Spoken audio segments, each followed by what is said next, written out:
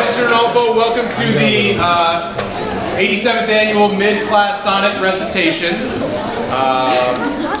Again, we've got the entire mid-class here. Raise your hand if you had to memorize and perform a sonnet over the course of the last week. Right?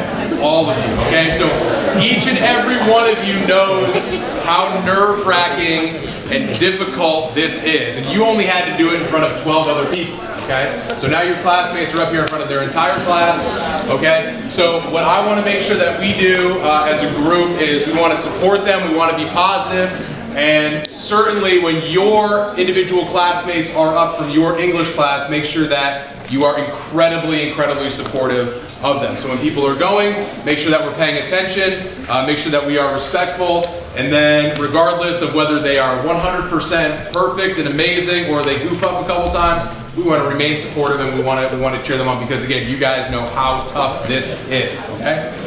So tonight we have 13 performers performing a variety of sonnets.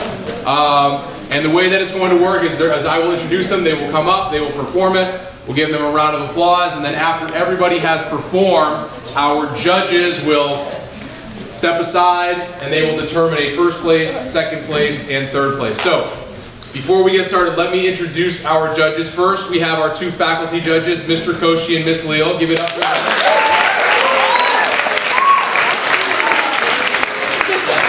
And then we have two student judges, all right? Miss Juliet herself, Camilla Papadopoulou.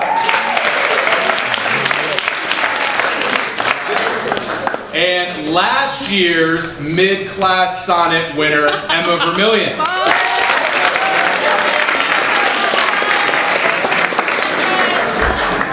All right, so without further ado, let's go with our first sonneteer performing Sonnet 29 from Miss T. Simone's class, Gerry Calles.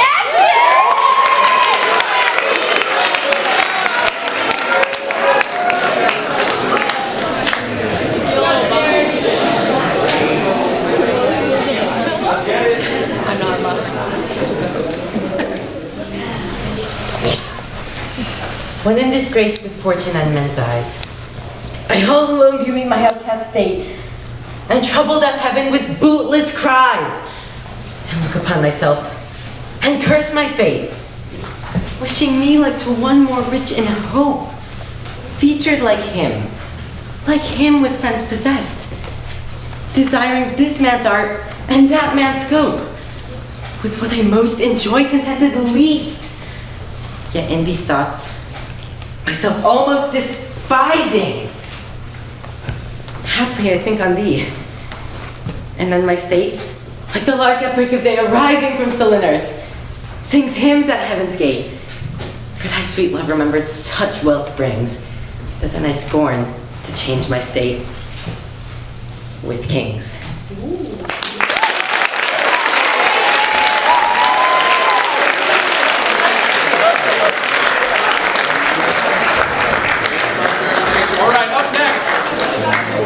From Mr. Merrill's class, performing Sonnet 71, Claudia Vira.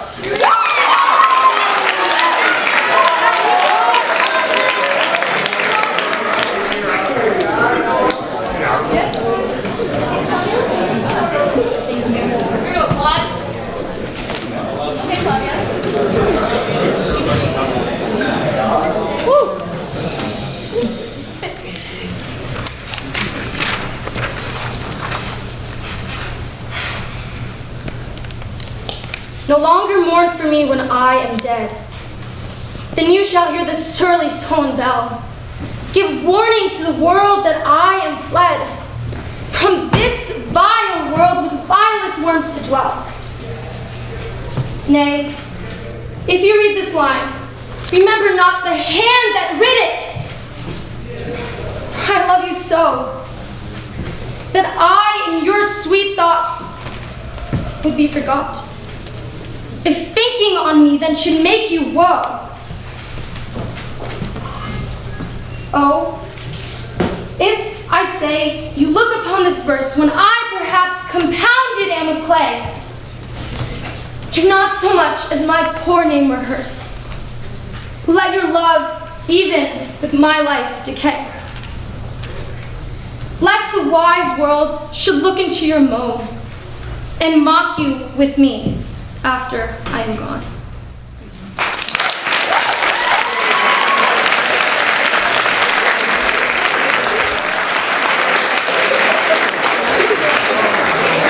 All right, they got to work through it. Okay, up next, second representative.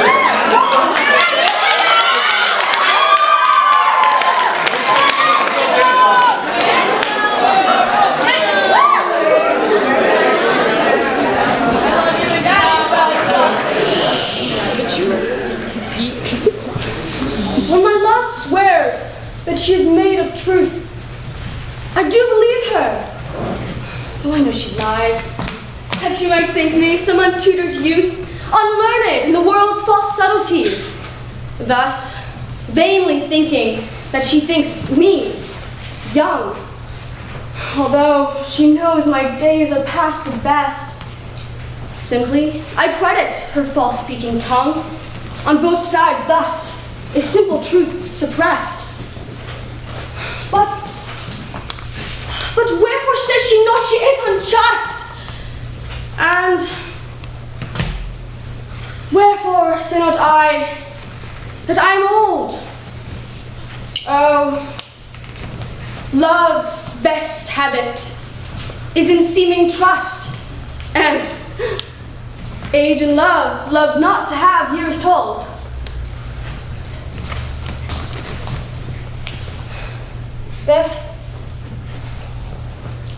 Therefore, I lie with her, and she with me. And in our faults, by lies, we flattered be.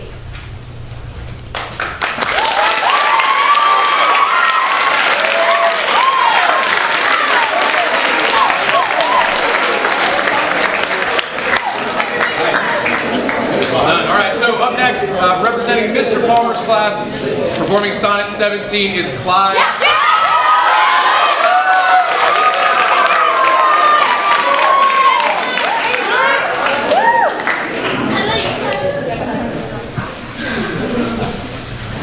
Who will believe my verse in time to come if it were filled with your most high deserts? Though yet heaven knows it is but as a tomb which hides your life and shows not half your parts. If I could write the beauty of your eyes, and in fresh numbers number all your graces, the age to come would say, this poet lies. Such heavenly touches ne'er touched earthly faces. So should my papers, yellowed with their age, be scorned? Like old men of less truth than tongue, and your true rights be termed a poet's rage, and stretched meter of an antique song. But were some child of yours alive that time, you should live twice, in it and in my rhyme.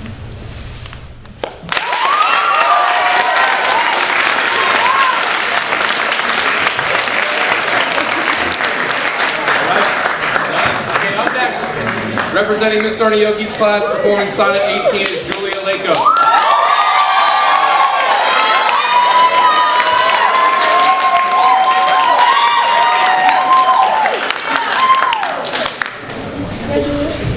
Shall I compare thee to a summer's day? Thou art more lovely and more temperate. Rough winds do shake the darling buds of May, and summer's lease hath all too short a date. Sometime too hot the eye of heaven shines, and often is his gold complexion dimmed. And every fair from fair sometime declines by chance, or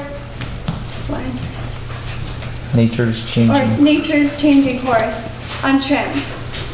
But thy eternal summer shall not fade, nor lose possession of that fair thou owest. Nor shall death brag thou wanderest in his shade, when in eternal lines to time thou growest. So long as men can breathe or eyes can see, so long lives this, and this gives life to thee.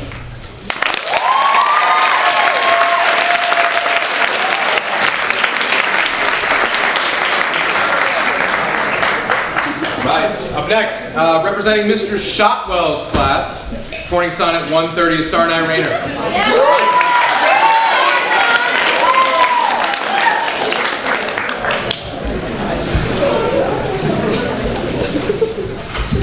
My mistress's eyes are nothing like the sun. Coral is far more red than her lips red. If snow be white, why then her breasts are dun.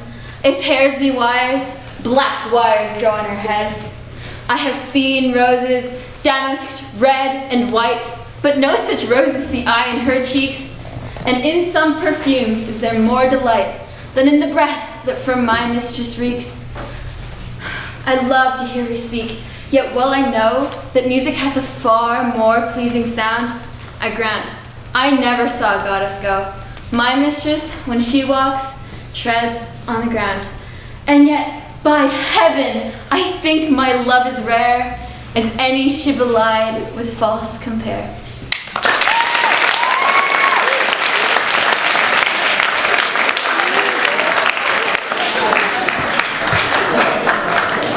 All right, up next, representing the best English class, my English class, performing Sonnet 136 is Vivian Lu.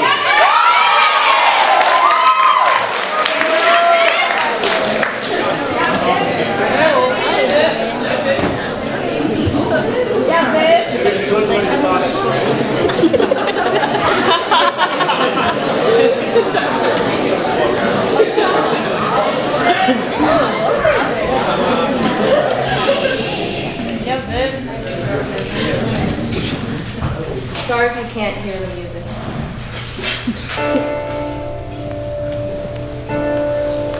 Poor soul, the center of my sinful earth. Why feast these rebel powers that thee array? Why dost thou pine within and suffer dearth, painting thy outward walls so costly gay? Why so large cost, having so short a lease? Dost thou upon thy fading mansion spend? Shall worms, inheritors of this excess, live up, eat up thy charge? Is this thy body's end? Then, soul, live thou upon thy servant's loss, and let that pine to aggravate thy store. By terms divine in selling hours of dross, within be fed, without be no more. So shall thou feed on death that feeds on men, and death, once dead, there's no more dying then.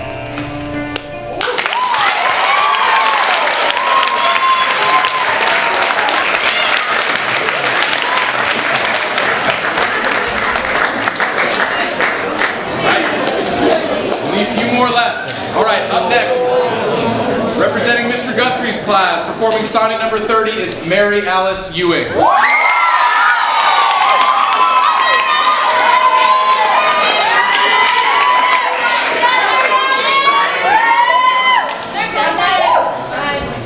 Sonnet 30 by William Shakespeare.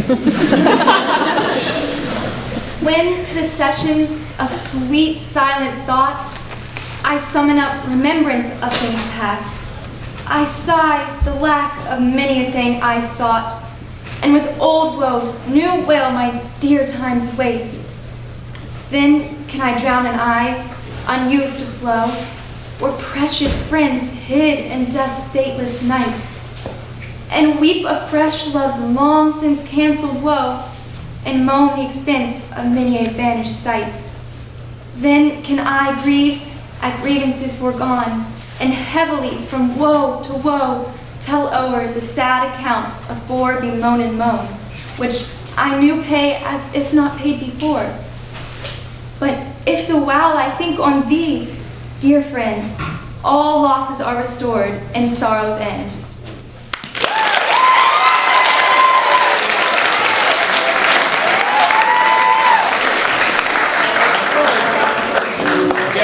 Up next, representing Miss Foster's class, performing Sonnet 78, is Travis Wang.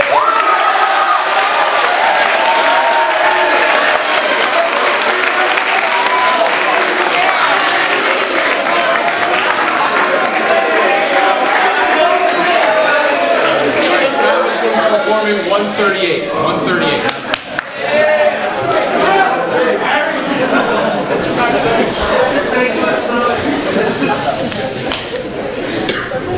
When my love swears that she is made of truth, I do believe her, though I know she lies. That she might think me some untutored youth, unlearned in the world's false subtleties. Thus vainly thinking she thinks me young, although she knows my days are past the best. Simply I credit her false-speaking tongue, on both sides thus is simple truth suppressed. But wherefore says she, not she is unjust, and wherefore say not I, that I am old? Well, love's best habit is in seeming trust, and age in love loves not to have years told. Therefore I lie with her, and she with me, and in our faults by lies we flattered be.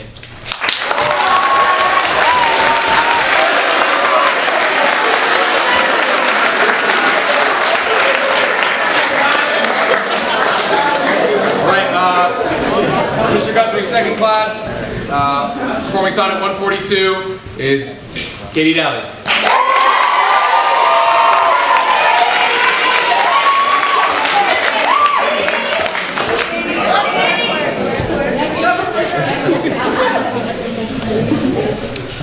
Love is my sin, and thy dear virtue hate. Hate of my sin, rounded in sinful love. Oh, but with mine compare thou thine old state, and thou shalt find its merits not reproving. Or, if it do, not from those lips of thine that have profaned their scarlet ornaments, and sealed false loves, and sealed false bonds of love as oft as mine. As oft as mine? Rooted others' beds revenues of their rents. Be it lawful I love thee, as thou lovest those who thine eyes woo as mine am opportunity. Root pity in thy heart, that when it grows, thy pity may deserve to pity be. If thou dost seek to have what thou dost hide, by self-example mayest thou be denied.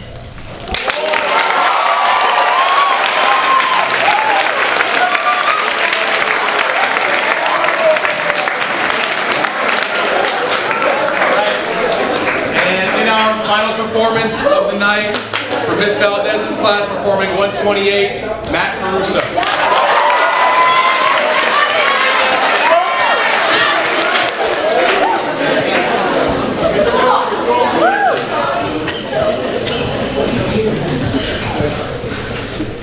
How oft when thou my music playest, upon that blessed wood whose motion sounds with thy sweet fingers, when thou gently swayest the wiry concord that mine ears confound, do I envy those jacks that nimble leap to kiss the tender inward of thy hand, whilst my poor lips, which should that harvest reap, at the wood's boldness by thee blushing stand?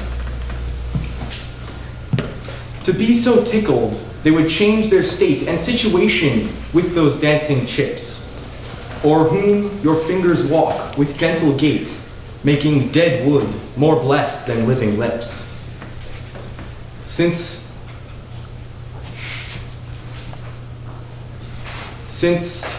these saucy jacks so happy are in this, to give them thy fingers, me thy lips to kiss.